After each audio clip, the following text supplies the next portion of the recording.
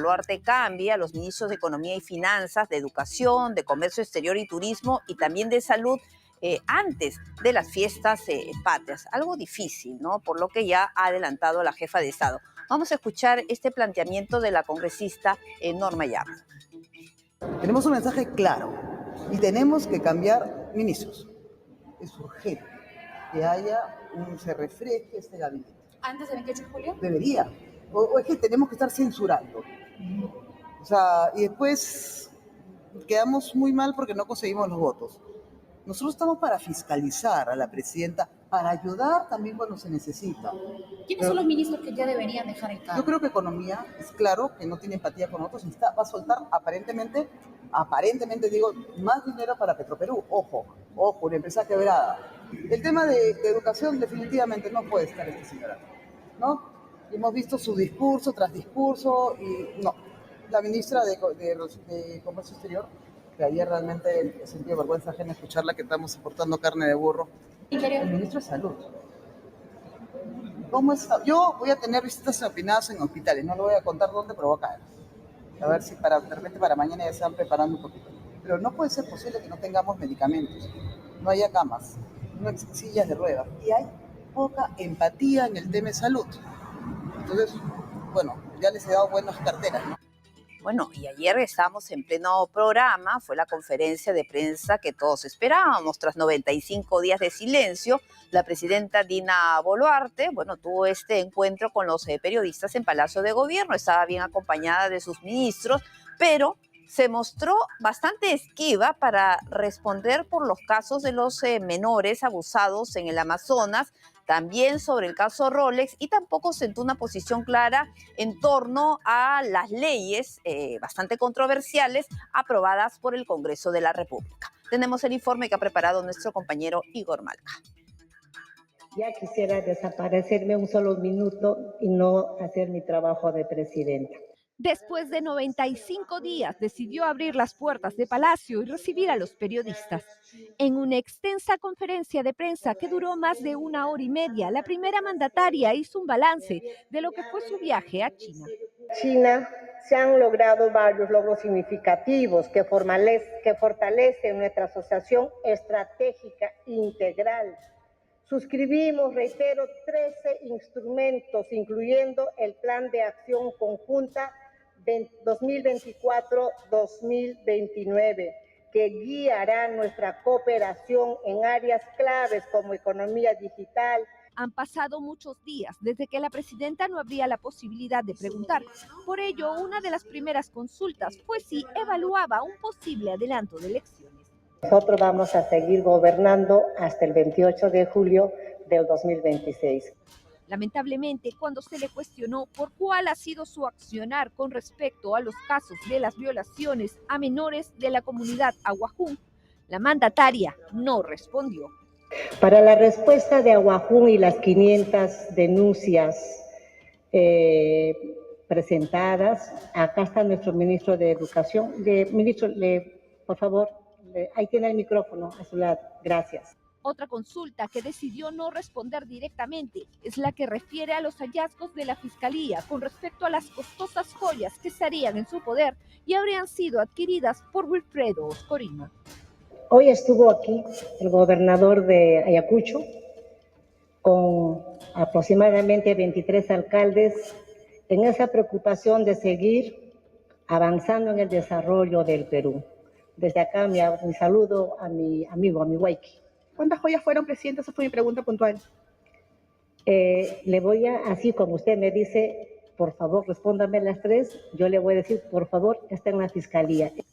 Conforme las preguntas avanzaban, la incomodidad de la presidenta se hacía notar y acusó a los periodistas de tendenciosos por preguntarle quién estuvo a cargo del país cuando ella se ausentó para realizarse las cuestionadas cirugías. Está preparando mociones de censura en contra de los ministros de Educación y de la Mujer. ¿Cuál es su opinión al respecto? Y también quería pedirle si es que podía responder la pregunta que quedó pendiente de una de mis colegas, ¿no? ¿Quién se hizo cargo del país mientras usted se había retirado a hacer esas cirugías? Si es que fuera posible. Muchas gracias y disculpen la sonrisa porque estamos hablando de cosas tan importantes como traer tecnología de China al Perú.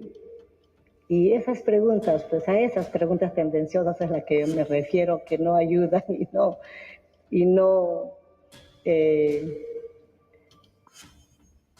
generan interés en la población.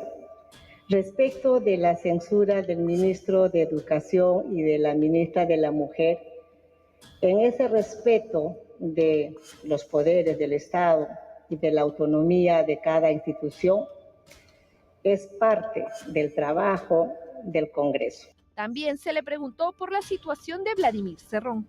No solamente del señor Cerrón, de cualquier persona que esté buscado por la justicia, lo que debe de hacer es ponerse a derecho. Finalmente, se cerró la ronda de preguntas sin respuestas muy claras. Esperemos que no tengan que pasar otros 95 días para volver a escuchar las respuestas de la presidenta. Bueno, definitivamente, ¿no? Ustedes han escuchado gran parte de la conferencia y hubo varios temas y varias preguntas interrogantes que quedaron nuevamente sin respuesta. Y justamente el ministro de Educación, Morgan Quero, ha sido objeto de severas críticas por la supuesta inacción del gobierno ante las graves denuncias de violación a los menores en las regiones de Condorcanqui. Mediante una entrevista para un medio local expresó su empatía y compromiso con las víctimas, asegurando que se están tomando medidas para mejorar la situación y proporcionar el apoyo a las comunidades afectadas, y aseguró que desde la primera denuncia en el mes de mayo el sector educativo ha actuado con rapidez para atender los casos y separar a los docentes involucrados en esa línea, y reiteró su pedido de disculpas alegando que no se expresó bien en ese momento, ¿no? Recordarán ustedes cuando mencionó el tema de las prácticas culturales. El ministro justificó su ausencia de la zona afectada debido a las condiciones climatológicas desfavorables y otros compromisos previos, incluyendo eventos políticos y académicos. ¿Ha pasado cuánto tiempo? Más de un mes, y el ministro de Educación, ni la ministra de la Mujer y Poblaciones Vulnerables, ni la presidenta de la República, ni el premier han podido lamentablemente llegar a esta zona para atender de inmediato estas graves denuncias. Y realmente no es mucho lo que necesitan estas menores vulnerables y que han quedado completamente olvidadas por el Estado en medio de estas gravísimas denuncias de violación. Se habla de que 500 de ellas habrían sido violadas por los docentes. Solamente se han separado hasta el momento 121 según el ministro de Educación, y otros 9 en otras regiones que habrían sido contratados a pesar pues de las acusaciones que hay en su contra.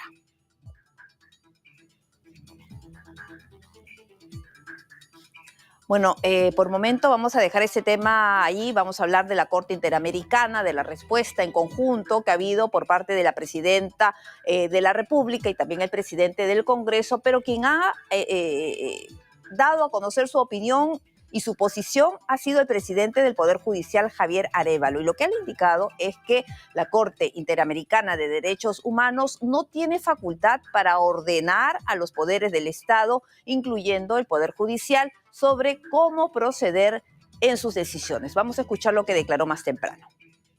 Sí, yo ya me he pronunciado y vuelvo a repetir y que se escuche.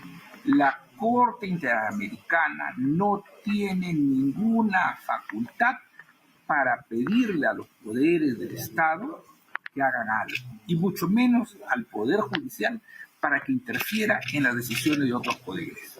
El Poder Judicial respeta a los otros poderes y cuando esta ley se promulgue entrará en vigencia.